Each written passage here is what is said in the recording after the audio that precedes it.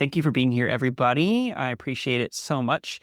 It's great to have you all here. I know for myself, this has been a whirlwind of a journey to get to this point with so many different dogs of mine. We have the mock bars over here by Enya. We have other mock bars up here and around. I'm not trying to tout that anything other than the fact that there is a lot of runs that my family and I have run with our dogs, and we've learned a lot of lessons. We've spent a lot of money learning these lessons, and I'm trying to distill it all down tonight for you all into some very actionable steps that you guys can do and you guys can see. So what we're going to do, we're going to pop into here, and as we go along, if something really pressing comes up question-wise, don't have to wait to the end. We will have a Q&A section at the end where you guys can come on, talk on screen or on audio, whatever you would like. That's the benefit of doing these Zoom calls, that your question specifically can be answered.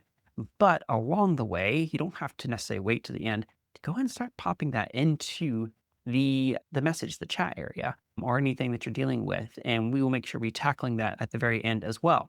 So we will be, I have a Google Drive document that I have ready to go for you all. And I'm going to be sending this to everyone that signed up for the challenge or the presentation today. We will be in that. And at the end of the presentation, I have just something I'm real excited to talk to you all about. So I've been working on for a long time that kind of got on pause due to the flood. First off, real key is you are not alone. I want you to take that in right now because I know this journey that you're on with your dog and ring stress is very lonely at times. And it feels like you're just facing something that no one else is facing because you see all these other dogs doing all these amazing things in the ring and you think to yourself, like, why can't my dog do this? But the fact is, it's not just your dog, it's a lot of other people's dogs. And some of the people that are in the ring that you're saying to yourself, like, man, I wish my dog could be like that. They were there too at one point or another, or they had their own other struggles. So do not ever consider this being something that is a you're by yourself journey. Ring stress is common among handlers and their dogs. But don't feel like you're alone. We can go through this. We have to understand the real problem that it's not bad training. It's real important to understand that you aren't a bad trainer. You aren't a bad handler. Your dog's not a bad dog. It's just that there is sometimes some understanding issues, some energy issues that are impacting the performance and connecting with us. Take that note as well. Put this into your wheelhouse. If you start thinking my dog is going to be bad at this, my dog's not going to listen at this moment, my dog is not going to be able to do this. It can, it's like the self-fulfilling prophecy comes into play. We start to focus on the negative and we're going to get more negative. So we're going to start shifting that mindset. And we're also going to shift this mindset for our dog because our dogs want to have fun with us. Our dogs want to enjoy the sport. And a lot of you guys know this for a fact. I knew this with Sushi, this dog that you see on screen right here. Sushi was one of those dogs. I knew she loved the sport. She would do fantastic in practice, fantastic in class, and then we get into the ring and she may have done one obstacle, but inevitably would either shut down completely or leave the ring.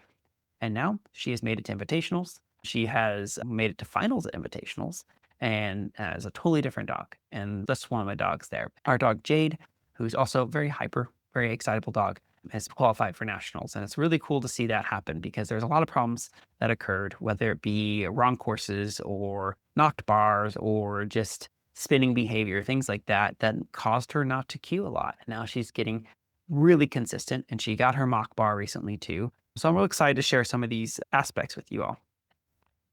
So I started trying to distill this down and I thought of a thing called the stress spectrum and realizing that this is all stress.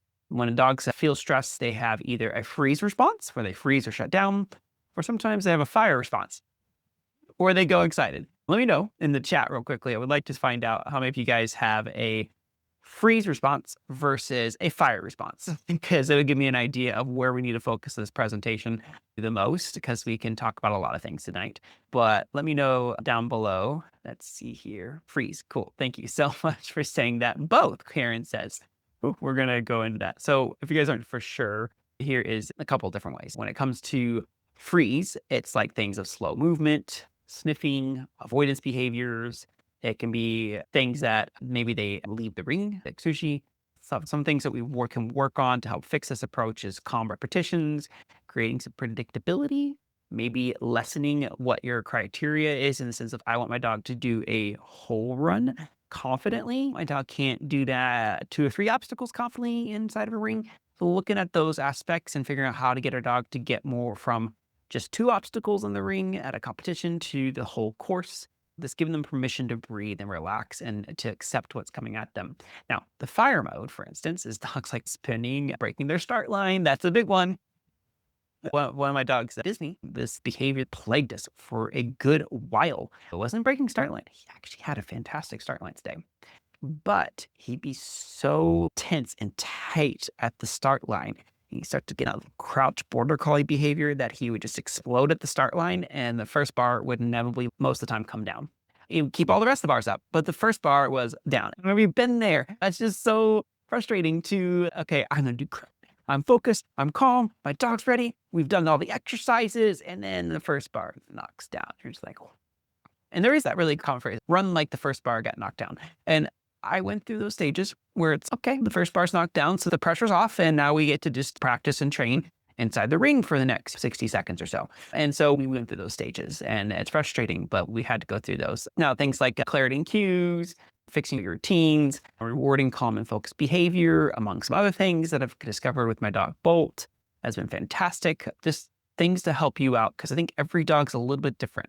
I think that can be the struggle sometimes. And I definitely want to give you the opportunity, especially at the end of this presentation, but also over the next 21 days, maybe together we can break those individual things, whether it's the freeze response or the fire response that you're getting together. Let's talk about shutdown dogs first. What are the behaviors, those that had the freeze response? What are those behaviors you saw? Here are a few.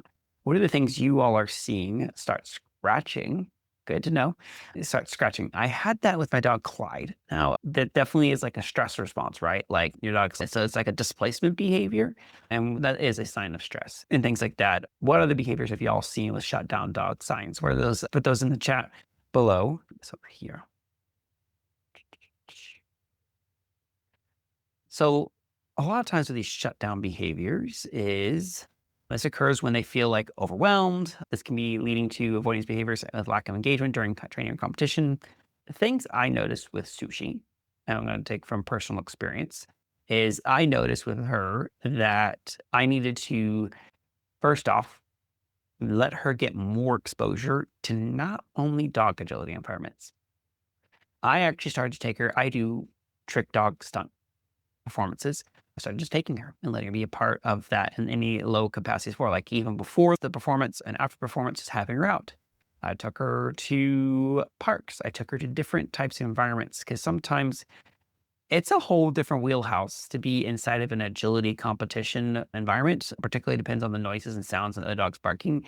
So if my dog can't be calm at a park or calm at the stunt dog performances like that, when pressure's not on, like classes I find are a great place to start. Of course, we want to start there, make sure dogs are calm and relaxed in those environments, whether they're hyping up or whether they're shutting down. But that gets predictable. It gets really predictable. So I put in here predictable routines and safe environments. That's your step one. Of course, but your step two is to start to build that confidence in other aspects or other areas and other environments as well. Just having them start to learn to be calm at the restaurant patio and get used to more and more people. Because her big thing, and maybe it wasn't a great idea to call her Sushi, because I feel like a lot of people say, sushi, I love eating sushi. She thought legitimately that it meant her, and not really. But she had a shyness, a fearful response to strangers. And she still does to this day a little bit. It depends.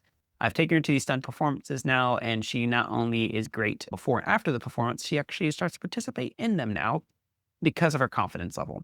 And there's always like a meet and greet afterwards. I've taken her to some of the meet and greets, but I noticed that wasn't her jam.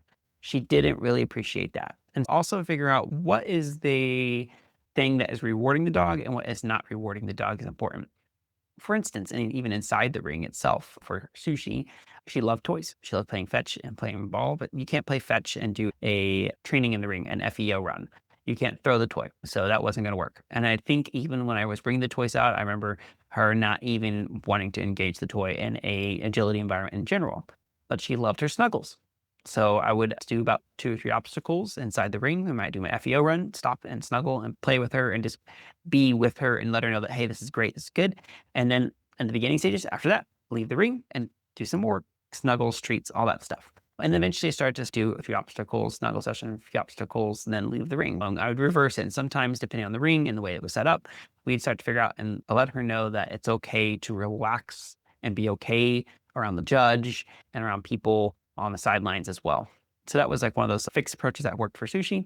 And then more gets a whole nother ball game we can jump into, but I'm going to move forward to the hype up dogs and we'll circle back to any other questions that y'all might have of this. And again, I see in the chat here, let's see, won't leave the start line more, Karen says, slower and slower. Oh, and that's another one. He runs off to visit. Yes. So I've seen that, Emily. Seen you have that where, and I see actually, and not to put her on a highlight, but there's Marilyn and her dog Sunny, same kind of thing. It's a stress response. These saying hi to people in the ring. For Sunny, she likes it, but I also think she likes to check these things out. She likes to make sure that people, okay, are these people cool people? Are these people that I want to play with? And also, like, sometimes too, it can come down to, okay, I never get off of my leash to go say hi to people. So I'm going to take this opportunity because I know that I can get away with that behavior. So there's different reasonings behind it. We definitely have to figure out, and the basic behavioral principle, and this is good that we're going to the hype up stage talk, is that a behavior that's rewarded is likely to increase and behavior that's not rewarded is likely to decrease. So it goes into agility as well. If agility is not rewarding to them, they're going to find reinforcement. And so if it's stressful for shutdown dogs, they're going to leave and find reinforcement by being in their safe kennel area. If it's a hype up situation, sometimes with dogs that are very sociable, I've seen that dogs will definitely go say hi to people because that's a high reinforcement for them. And it's hard too, because one of the things about dog agility that happens so very often, and we can definitely dive into some experimentation with your dog, Emily, is that they understand why classes and practice can be brilliant and ring trials are not. They understand when you have food in the ring. They understand that, okay, there's going to be treats present for me. And then sometimes we have to take a couple back and put the reinforcement back into the behavior. So a behavior that's likely to be rewarded, sometimes we take the treats away too soon. Or we need to figure out how they can get delayed reinforcement with shorter criteria. And there's all different aspects. But overall, the dogs need to understand that playing the game of agility is more reinforcing, more rewarding, and less stressful than leaving the environment or going to engage other people or other things or sniffs or smells. That's always drive put a little quandary in my brain. It's like even like in classes or practice, I've seen like students of mine, it's always interesting to me, like the student can have hot dogs in their hands and the dog goes and spends 5 minutes sniffing the turf to go find possible piece of crumb that some other dog left behind. And sometimes that's novelty, but that tells me a story too that the dogs, I understand you have food and you have reinforcement, but I don't understand how to get said reinforcement. It doesn't matter. Like I can say, hey, I have $1 million to give away and I'm going to give it away to one of you. And then I just leave it at that. And then we're like, how do I get that $1 million? I'd love it. I'm not going to tell you. Or I'm going to put you, okay, why don't you, to win the $1 million, here is your first challenge. Okay. Then you go do that challenge. Okay, here's your second challenge. And you go do that challenge. Oh, here's your third challenge. How many challenges do I have to do before I get this $1 million? So there is that aspect too, that reinforcement can be very difficult and the dogs don't quite understand how to get that reinforcement. And that will actually cause frustration behaviors, and that frustration can be acted out, shutting down or hyping up and other things as well. But on the hype up dogs, let's go ahead and move one more slide here. What can lead to that stress? What's making a dog wanting to be stressed? And making sure that we're clear and consistent with our cues can be very important. I know that was a problem with me with my border collies when I was hesitant with my cues. And that was the interesting aspect. If I'm too bold in the beginning stages of Sushi and Morgan, if I was too bold with my cues and too loud with my cues, it scared him. So I softened up. And then Disney came into life after Sushi. I was too soft with him. And I would start saying, jump around, tunnel, like almost in a requesting tone. And the dogs are like, are you sure? You don't sound sure to do that, particularly for bolts. It was really important for me to be like, tunnel, jump, over, that kind of stuff, telling them very clear, loud, consistent not repetitive, not requesty, was so important for my hyperactive dogs. And then rewarding that calm behavior before they get into the ring, while they're in the ring. And that's one of the things I had to be very upfront with my work. Disney, those that have watched me run Disney and Bolt, one of the biggest things that I've had to work with is when they get into that high arousal area. Like for Bolt, if he puts his mouth on me because he's getting too excited and he starts to want to bite on me for his dog behavior, that's game over. It's not a hot, like, how dare you put your mouth on me? We're leaving the ring all angry, throwing them into the kennel. None of that stuff. That stuff, just like with people, it doesn't work very well to do that type of high intensity stuff with our dogs. But just being like, okay, the game's done. And then like also with Disney and Bulk, if they crash into a bar or something like that, like into a jump and it knocks over, that's showing me that they're not being very careful with their body and they're too hyper. And to continue is reinforcement. To continue means that I get to play even when I'm being not very careful with my body. And that can be super dangerous really quick. So that's why I choose to leave in those situations. I've had many people come up to me like, why'd you leave?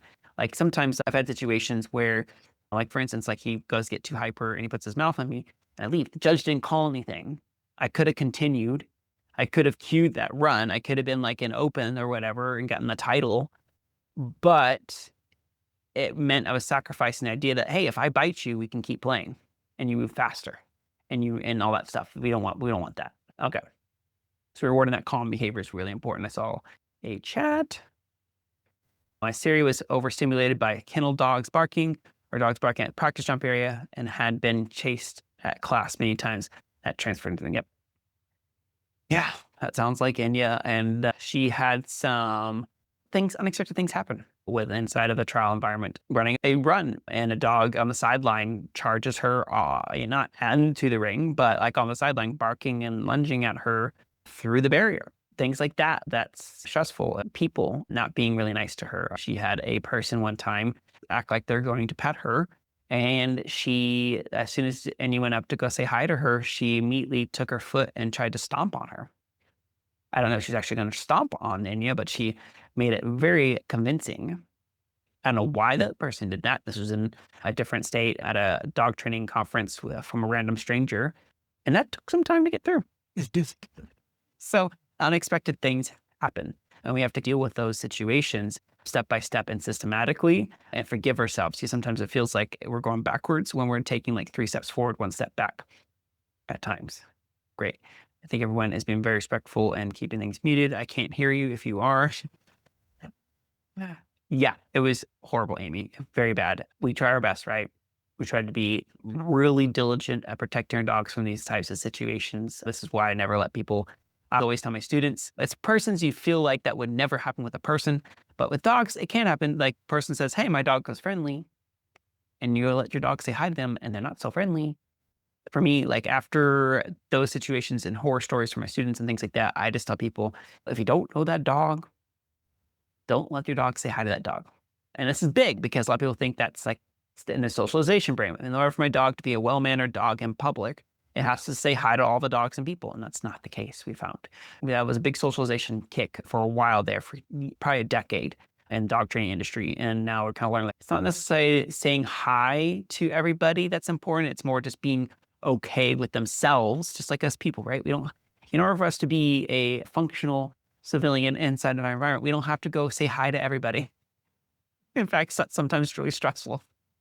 And you can imagine some dogs' personalities, just like humans, they don't want to say hi to everybody and we force them into these situations and it can cause some behavioral problems, both in humans and for, but being okay with ourselves and being okay with who we are in that environment is what we're aiming for. And to the point where if a dog do get to say hi to a dog or get to the person, it's like, it's just a person, it's just a dog. And the most important relationship, of course, with our dog is not their socialization with people, their socialization with other dogs, but more the relationship that they're building with us. All right, let's move forward. So, speaking of which, here comes the truth. This is my favorite part of this presentation that I'm super stoked about because, yes, this problem can be completely changed in one direction or another due to ourselves. Understanding our personal mindset, our personal emotional energy is critical to the success of our situations. Our can go through an amazing amount of training for confidence, but if we're not confident, if we're stressed out, that will transfer the dog. And it used to be like the thing, your emotions transfer through the leash to the dog. Also transfers to your dog off the leash, guarantee that. I've seen it with myself, other students of mine, but this is the critical key component to all these things.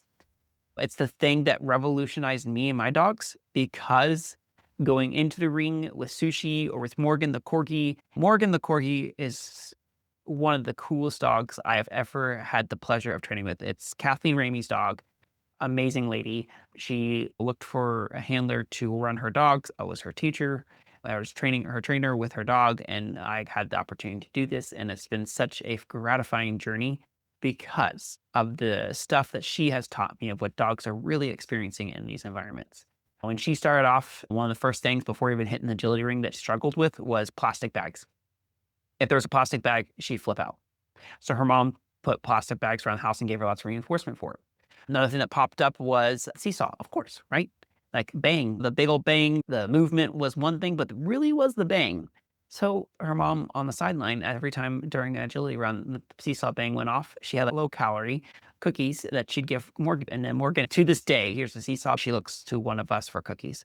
She loves the seesaw bang. It's great. And it goes to show you how effective classical conditioning can be into these situations that we're dealing with. There's something we break down what they're stressed out about, something small that we can heavily reinforce to turn something that's not reinforcing to them and fearful to them or makes them hyper or excited and makes them calm down and regulates them to be a little bit more calmer around those stimuluses. For Morgan, I'll just name them off. Bags, seesaw, speaker, fans, gates opening, closing, just anything you see inside of a dog agility environment to this day, Morgan dealt with. And what the cool thing was, and this is something why you want to break these things into small little bitty steps. Each time she dealt with something like this, because think about how many new things happen in a dog environment. Not only like new dogs and handlers, but sights and sounds, like all that stuff. It's constant. It's always going to be something new. Your dog's not going to immediately be okay with everything due to one training session on the seesaw banging. But over time, it started to really kick into her to the point where now when something weird happens in the ring, I can't remember, like she was running a run and somebody went to change the tire in the middle of a run. She's running a run and a thunderstorm clap went off and she stayed focused. It gets to a point where the dog starts to realize and starts to trust you that you are there for them in these situations, that they start to flip that switch of, okay, we can handle this. We can handle this stuff together.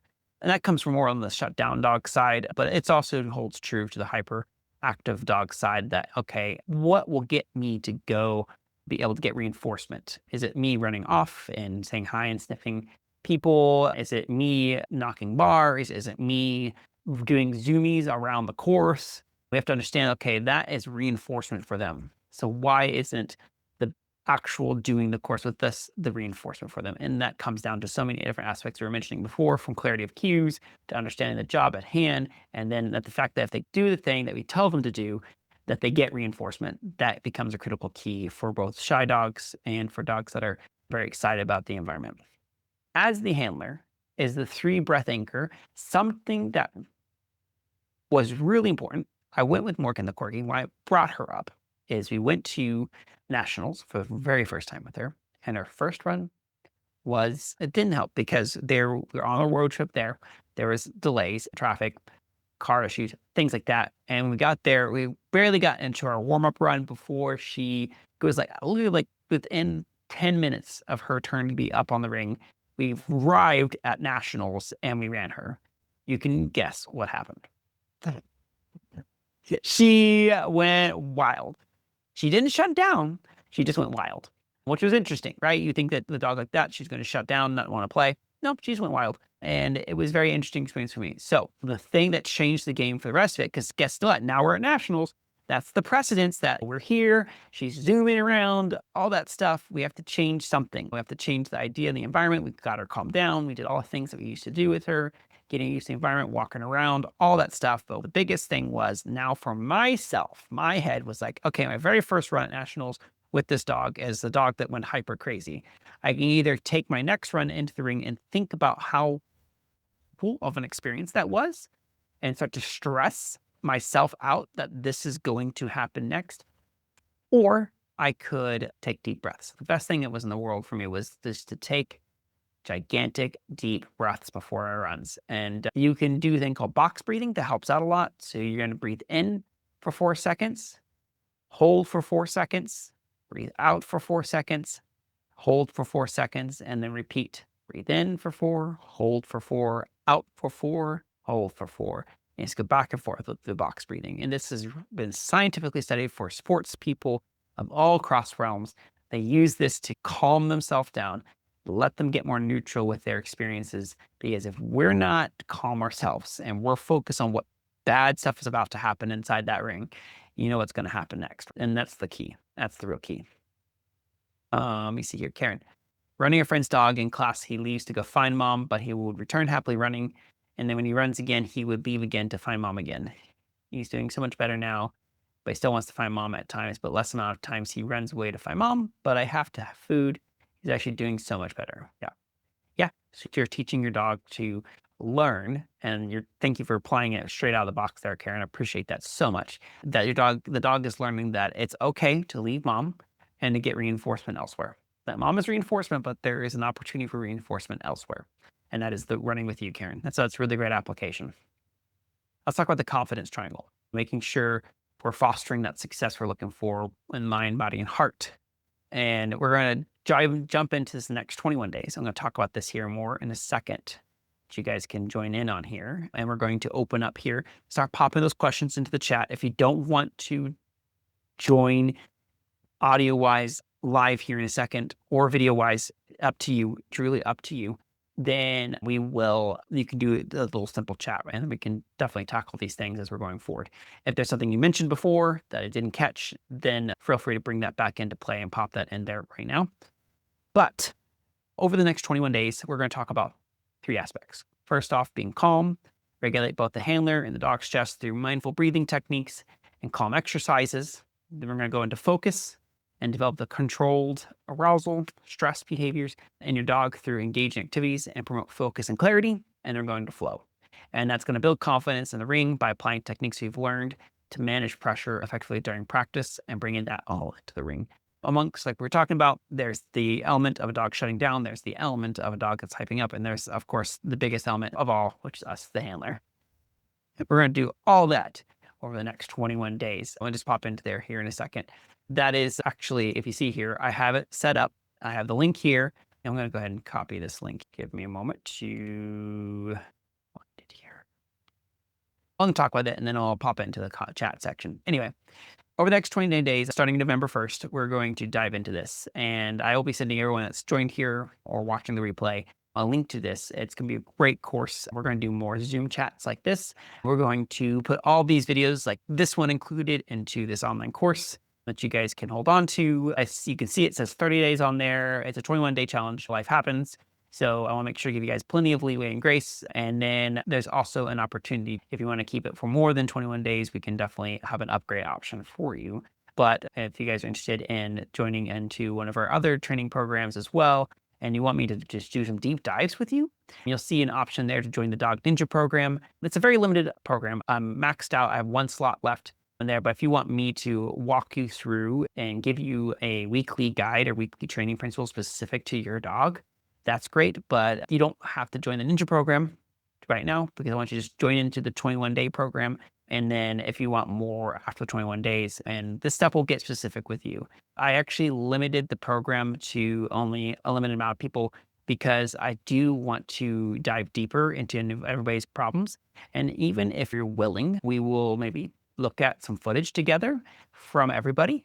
So film your runs, whether it's practice or your agility runs and competitions, and we can do some breakdowns together. There's going to be multiple live streams, at least 1 weekly Zoom session for each of us. And if you can't make that Zoom session, there will be replays, but there's going to be more than that. And we're going to make sure everyone gets something, big takeaways during the next 21-day program. I tried to make the cost super inexpensive, something that we could all hopefully jump onto because I know $47, I know it's a lot, but it's also I try to keep it relatively to like what would you spend maybe in a day's worth of shows. And I want to get you to a point where you're not feeling like you're sending it for shows and you're not getting that progress that you're looking for. Because I know a lot of you that are great training individuals in here, you don't sign up for shows and say always to think, hey, I'm going to run a completely clean run. And some of you guys are at that stage.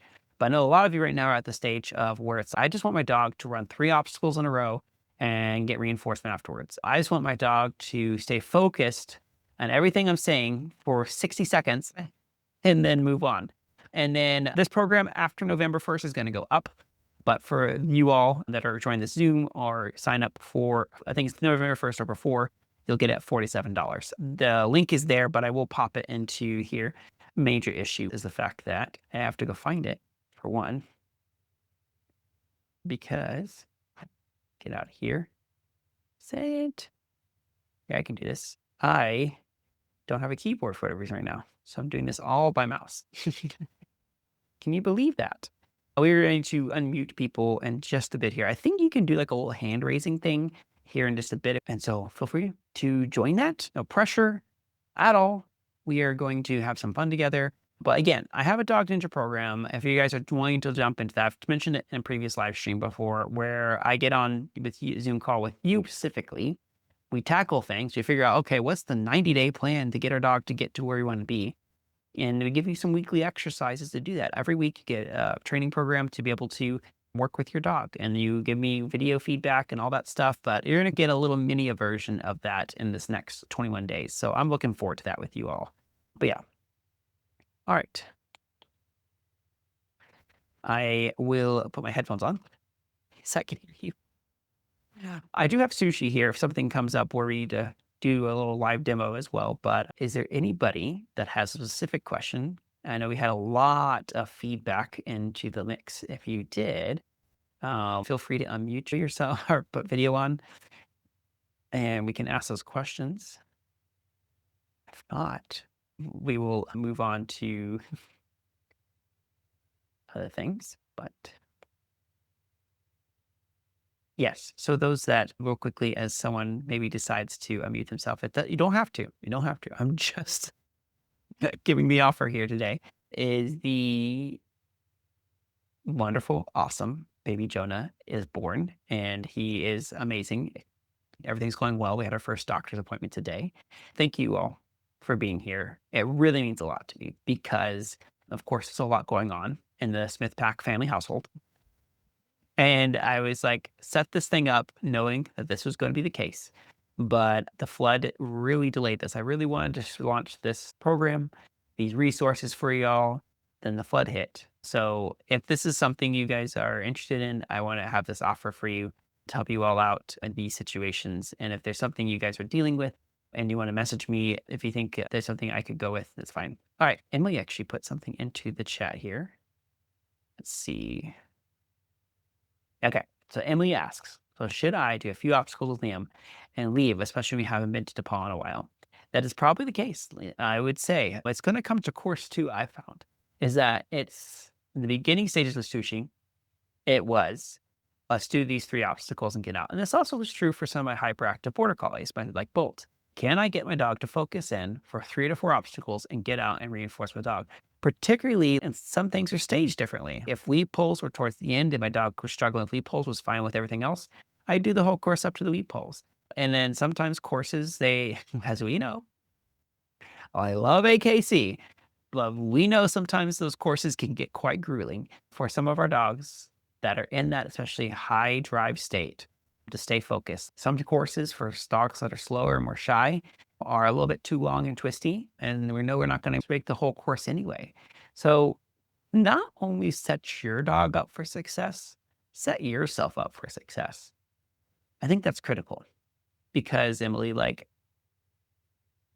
you're paying your money one way or another. And if you think that this course that's set out there has a high potential, or at least a great potential for you to go through the whole darn thing and get a cue out of it, go for it. Go for it. But if you have an inkling that maybe, and you look around and you see where people are sitting and you see what's going to happen, Or even like you feel like, okay, I can do this whole course, and you get up to that ring and you notice that Liam is just not quite there. Have that backup game plan and get that. And also, depending on your dog, like for Disney and Bolt, they love the sport. So, like I said before, to continuous reinforcement. So if they're listening and they're focused and I continue running the course, guess what I'm rewarding? And they're calm, guess what I'm rewarding? That focus, calm behavior working with me. But if they're not, and whether that's my fault, whether that's somebody else's fault, like Karen was mentioned before, the barking dogs, things like that. All that said, if I notice my dog's not there, guess what needs to happen? I need to either lower my expectations and do something smaller, or B, like just know that I'm not going to do this whole run. My dog's too crazy, and I can do an FEO. I've done this with Bolt. Like he's so good at A-frame contacts and practice in class, and this is something we're continuing to work on. But one of the things that I noticed is that actually I should give credit where credit's due. Courtney Moore noticed is that the stress in the ring made him lose his criteria and focus on the A-frame contact. And he started just literally jumping off the top of the A-frame to land on top of me. Scary experience. Yeah. And what calmed him down, surprisingly, when she suggested it, I was suspicious, surprisingly, was doing FE-row runs with toys, making small, successful wins, 3 obstacles at a time with a toy. Now, I know some of you guys don't have that luxury with a toy, and we can't bring food into the ring. So the only option we do have is to do 3 obstacles and get out of the ring and reinforce our dogs with treats, or do a snuggle session.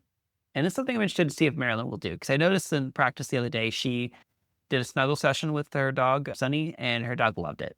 Like, why don't you do more of that? Because she's been trying to do toy stuff, and it's not really kicking off very well.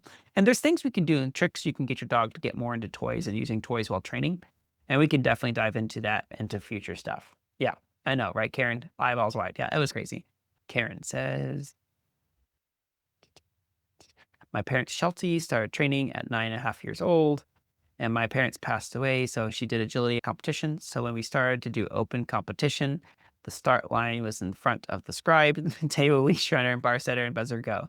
She wouldn't leave the start line at all 3 days. It's in DePaul. She couldn't handle the environment as we were too close to the distractions. Yes, we can't control it all, and it's tough. And we need to like work on, okay, how do we break that down? That's a lot. Like, and I know you can do some of the stuff at home and in class and practice, and you can bring sound and the Bluetooth speaker and work through some of these issues, and some of them you just can't. But what does reinforcement look like to the dog in that situation? And so, if reinforcement for a dog like Sushi is to get out of there, let's see if we can do a few obstacles and then get out. Let's see if we can break that dog off the start line. And then also at home, working on high value for start line stays and start line routines and breaking off that start lines, the dog starts to learn. And that's the thing for Morgan, and you see this a little bit still, is that I started doing start lines. She shut down so fast and just wanted to leave the ring. So we just forgo start, and it's a killer. Tell me about it. Because the dogs will sometimes, the way this course is set up, it really punishes you to not have a start line stay. And we just have to deal with it. And it's not all courses, some courses, and build that confidence back up, get them to fall in love with the sport and ignore those distractions. And then we started bringing in start line stays again. And now that she's getting older, we're in that same wall again. She's not necessarily scared or nervous. She just prefers a running start. And so I give it to her. And I just say, okay, we can do this running start stuff because you like that better than a start line stay. She gave me a start line stay for a good few years, and it was awesome. But I've noticed that it's not her favorite thing. And she's done her time. She's gotten her mock bars. She's gotten to nationals multiple times. And so we're focused on the fun of it. And that's a choice you have to make. And that when it comes to criteria and how strict you're going to be, if it's going to benefit you to be strict, if it's not, figure out a way to get your dog to do what you need them to do and loosen up the reins a little bit. I know he's capable and he does in training and exactly. Any last minute questions? Because I do gotta go feed. I didn't realize it was 8:26. We had such a beautiful discussion. But I do gotta go feed a toddler. The baby's getting fed, but also my wonderful wife. But thank you for joining me tonight. And we will have more master classes. Essentially, because of her age, she will be 13 in March. We are just now playing it for fun. Yep. That's right. That's what you have to do. Just make those choices. If it's not fun for you, or if it's not fun for your dog, Oh, good. Emily's on here. Hi. Hey, go for it. Do you have a last minute question for us today? No, no, I was just going to say thank you very much for Oh, you're this. welcome. Thank you so much. I appreciate it. Yeah, y'all can unmute, stuff like that. But yeah, focus on that aspect of not only your dog having fun, which I know is really hard. I know that's why you're all here tonight, to make sure your dog's having fun in the sport, because you know you see it in your dog. You would not be continuing if you didn't think it was fun for your dog. But it's also got to be fun for you. It's got to be fun for you. And we got to figure out how can we make the criteria lower for our dogs and for ourselves as the handler to have that fun back in there. Cool. Yeah, Thank you, Emily. Yeah, go ahead. I learned a long time ago about the stress going down the Mm-mm. leash to the dog. There was Yeah, with my first golden I had that we were doing fly ball right, during the Spurs halftime game, gosh, back in right, 2000. And I was right, so nervous. Somebody took my leash and said, "Give me your leash. You're nervous. You're going to drive your dog crazy. You're going to stress him out." So right. I've always remembered that. And it's something I know for a fact that I have an incredibly difficult time consciously being aware of it sometimes. Like I'll be like, I'm fine. I'm chill as a cucumber. What you talking about? But my dog is, nah. And we see that with our dogs all the time. When we're feeling sick, when we're sad about something, our dogs are so in tune with us. It's crazy. More in tune than like most people are to like any close family member or friend and stuff like that. We'll say that. But dogs are even more. They know it's, yeah, you're not your 100% today, mom. And that's okay. We'll work through it. It's a cooperative journey for sure. We're Thank going to you miss you all. this weekend. I know. And It was good to take the break. We were really sad. It took us forever to plug, but we had to. yeah, no, So, it's best. So enjoy your yeah. weekend. Enjoy Okay, that you new baby. too. Can't wait to meet him. Yes, thank you so much. See you You have a great later. rest of your evening. Bye, Bye y'all. bye.